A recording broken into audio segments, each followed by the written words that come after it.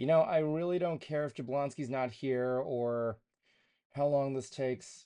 Too many trailers were released, and I don't want to ignore it, so fuck you. So, welcome to a new episode of Trailer Park, where we talk about trailers.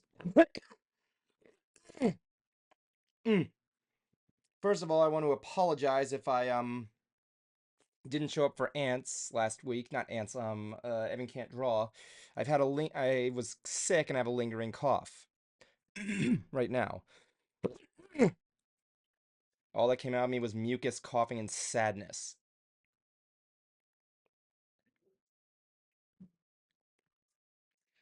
I know I can't last long without Jablonski, so I don't really care. I'm just gonna be upfront. So yeah, we'll be doing this for God knows how long, and we'll be doing Ants later on with Cruiser.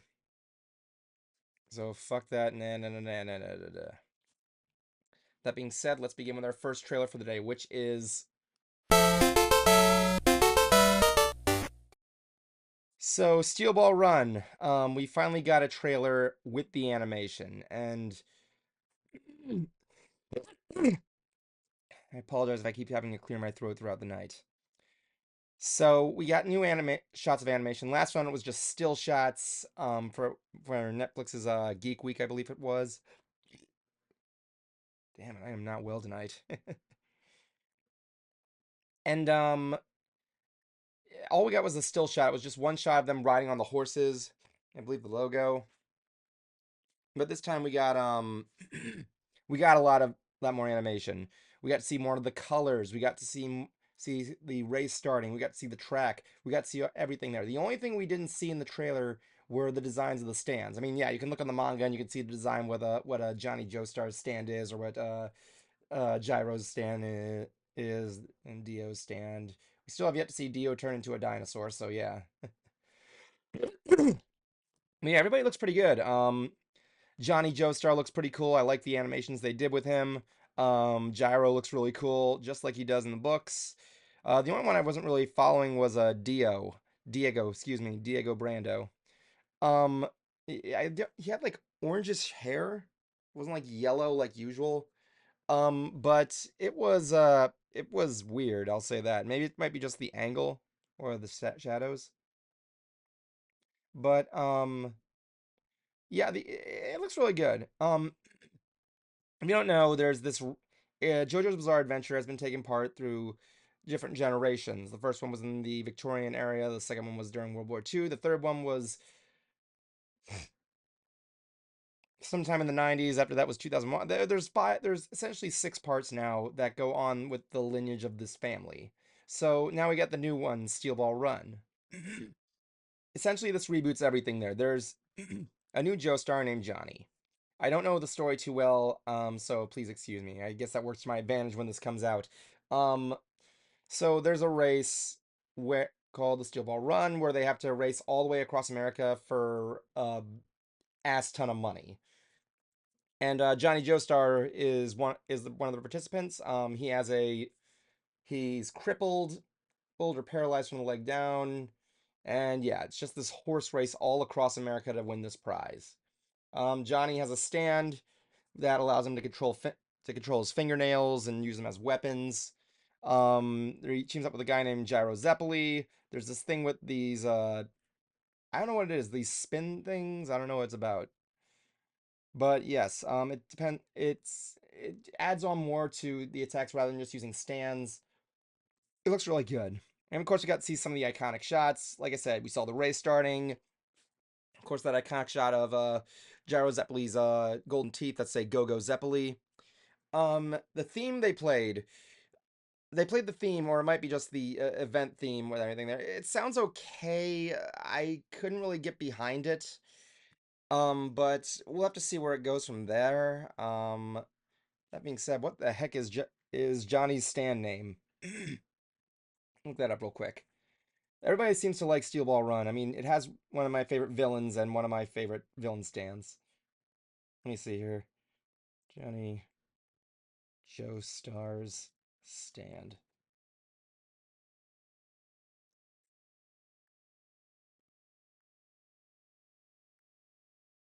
Tusk. Jesus Christ. Um, I don't know where this thing begins and where it ends. Anyway, wait. So the stand, I believe, allows him to control to shoot his fingernails or something. Is that what it does? Yeah, it makes him like his nails spin and it can shoot him, I guess, like guns. So yeah, that's what's going on. And yeah, they just go through this whole race. The villain is pretty cool. Funny Valentine, who is the U.S. president and is trying to find the body of Jesus or something. He has a cool stand, Dirty Deeds Done Dirt Cheap, where it allows him to like travel between dimensions. A little confusing. It's hard to describe, but it's gonna be a ride, a real ride. I know a lot of people are really excited for this because I know it's one of the more popular parts in the series. Especially, it also seems like a good part since it's rebooting everything. You think we can get Cruiser to watch it? I don't know. Considering it's doing what it's doing with him, what he wants, and making music nerdy again. So yes, we'll have to see where that goes, and yeah, I'm looking forward to seeing it there. I kind of do wish it wasn't done all at once, though. I miss JoJo weekends. Yeah, well, not much to say. So with that be saying, let's move on to our next trailer, which is so the Avatar series. I'm indifferent to it. Last I haven't seen it in a while. When I saw it, I was in high school at the time when it came out. My God, I got old. But the the first movie, I can't say add anything else. The effects for it were really good. World of Pandora, which my dad help, worked for the company that helped construct it. Still really good. But I didn't see the last one. Don't you just like it? But first of all, let me open up by saying when I saw this trailer, don't you just like it when one movie comes out, it takes like an ass ton of years to come up with a sequel, and then 1 to 2 years later, another sequel comes after that sequel that we were waiting for all that time. Yeah, well, that's what we get for Fire and Ash.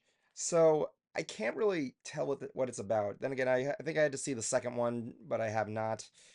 Way of Water, I heard is watchable, not good, but story. And I think that's which is weird because everybody says the Way of Water is almost like a carbon clone story of the first one, like a Dances with Wolves kind of deal with the environmental message and everything.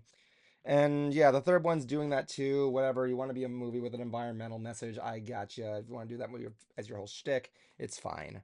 But yeah, it looks like we're getting much of the same. I do like I can't say what anything new that anybody else has said. The effects look good. The world of Pandora looks beautiful, and I like the designs of the characters, especially that one priestess that you saw in the poster with the white skin, kind of like a Kratos look.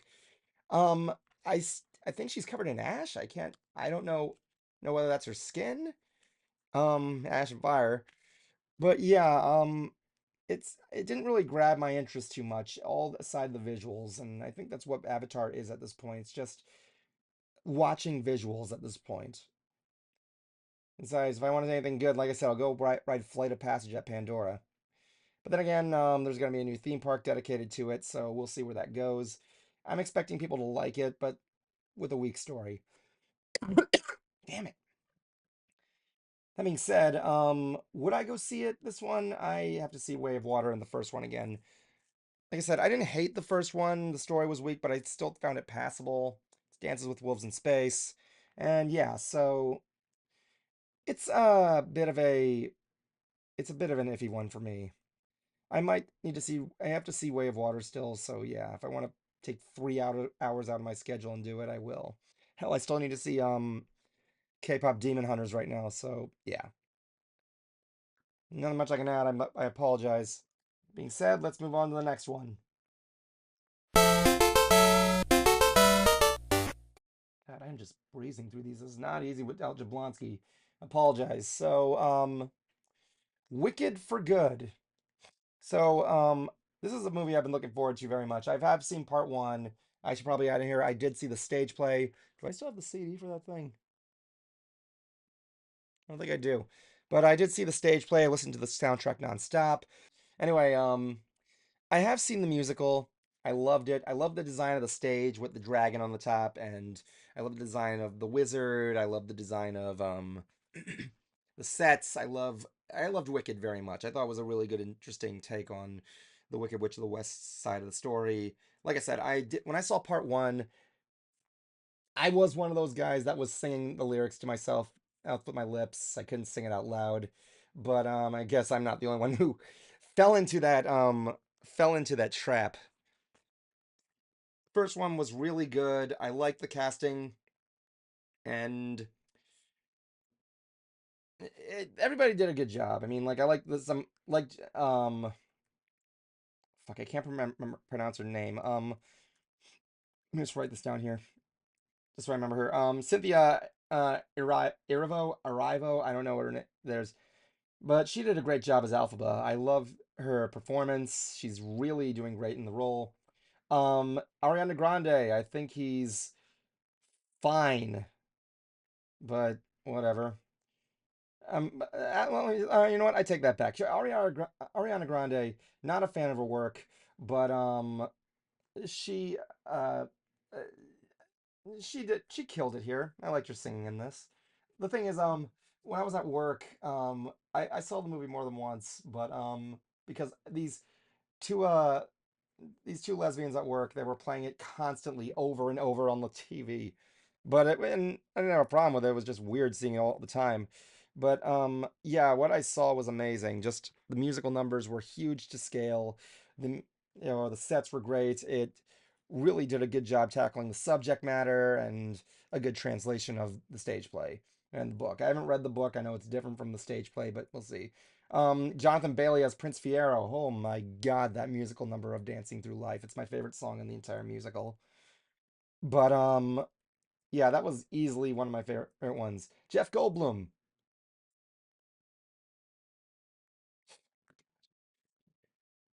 Oh boy, Jeff Goldblum.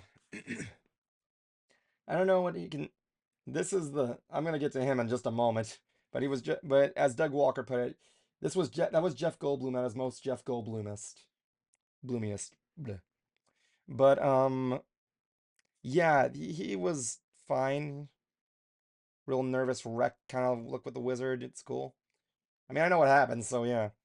So part two came out with their final trailer. I haven't seen the other trailers, believe it or not. I'm actually kind of getting really interested in seeing where they're gonna go with this. And I'm looking forward to part two. I did see part one in theaters and in IMAX. We're gonna be looking forward to that. Right now, I got to worry about Tron and Ares, which I'm really looking forward to that. I could do a whole stream talking about Tron, but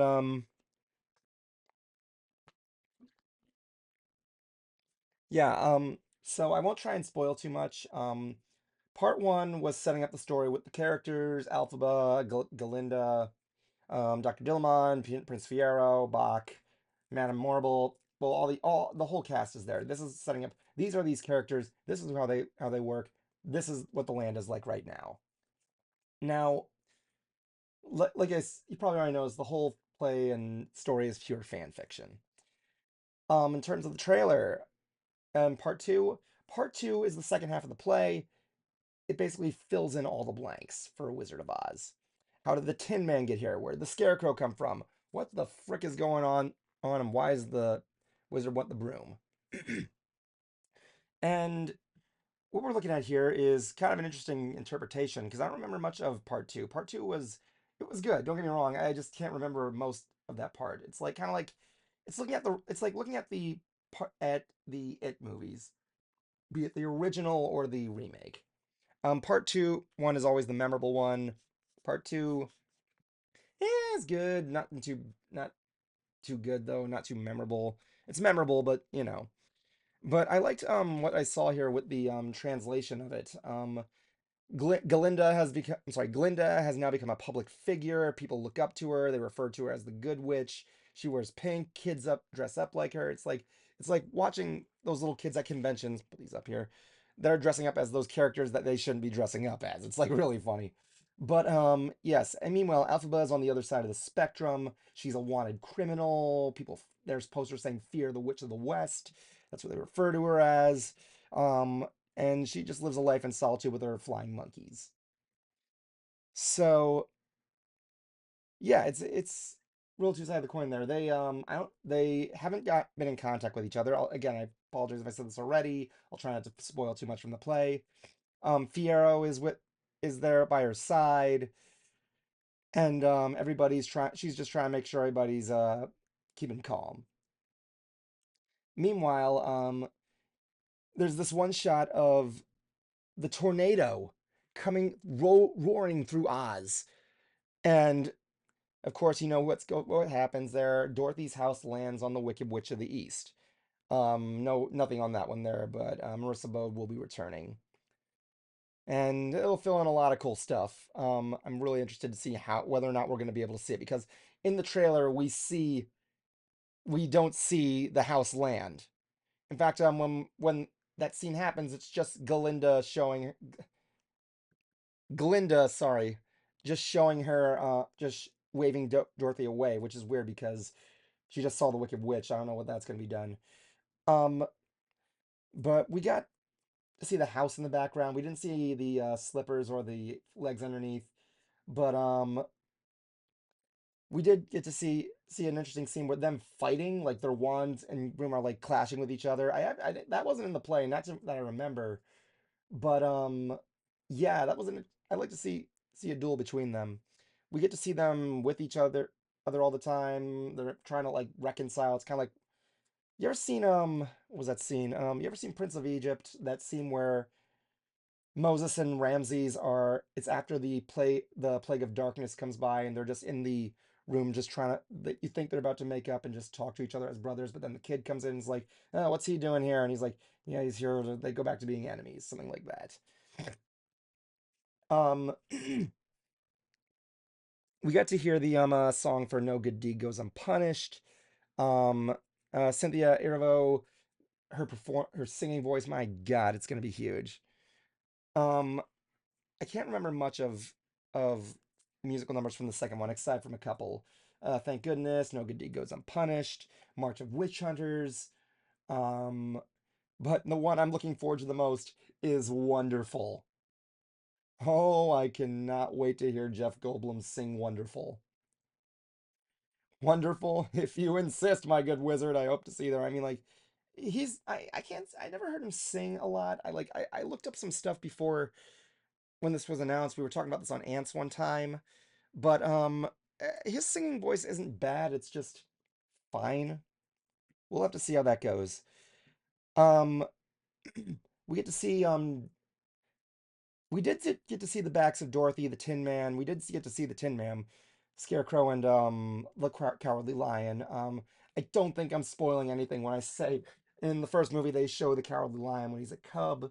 We get to, but in this movie we're gonna get a lot of backstory about about the way they are and everything. So yeah, we're gonna see a lot of good stuff. Um, Hopefully some stuff we don't see in there. My one concern is the ending because out of everything in the play, I hated the ending. I don't know if it's like that in the book or not, but I have to look that up. But I didn't like the ending of the play. I don't like what they did. I don't like the whole thing. I don't know. Again, I don't know if it was just for the stage musical or not, but I really hope they don't go that route in the movie. It's coming out November 21st. Get your tickets, see it in IMAX, bring the kiddies, blah, blah, blah, blah, blah, blah. It's really damn good. That being said, let's move on to the last trailer of the night, which is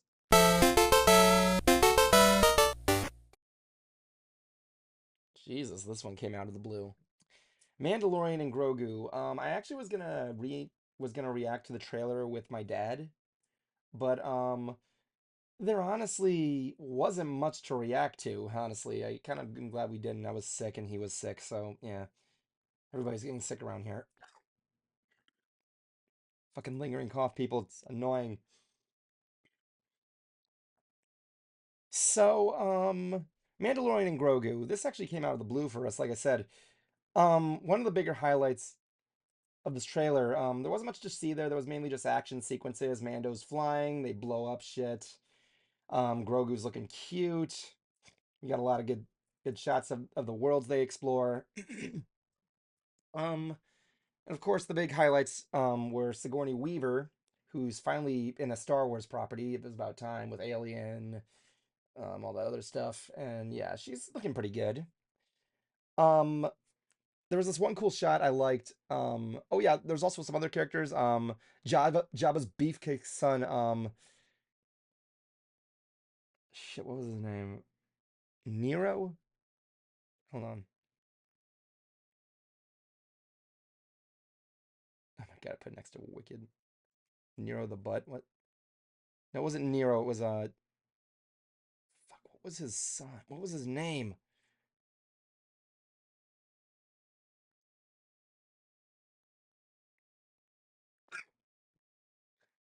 Rhoda the Hutt.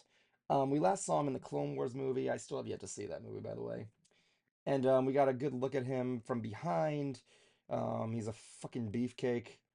Cake. He's like a either a wrestler or a fighter or a gladiatorial boss. He's clearly not like the Hutts where he's like doing nothing. He's just beating the shit out of people. And it's interesting because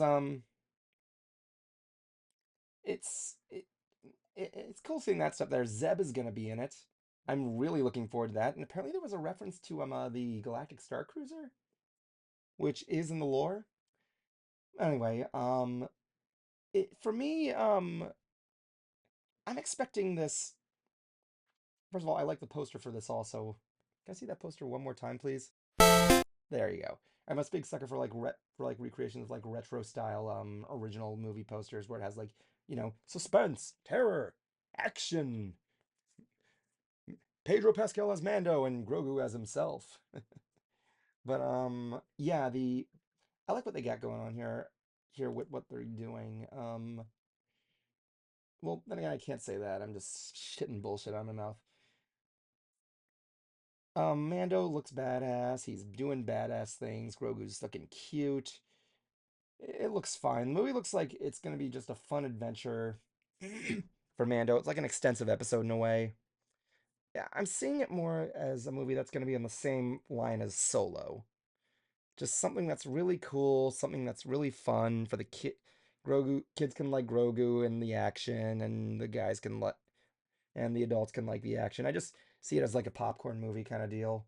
Nothing too bad, nothing too crazy. Just an extensive episode of Mandalorian. But we'll have to see. We'll have to see what happens. I think I just need to see more trailers. There was some cool stuff. Like my favorite shot was them taking down that AT that AT-AT. That was pretty cool. But we'll have to see.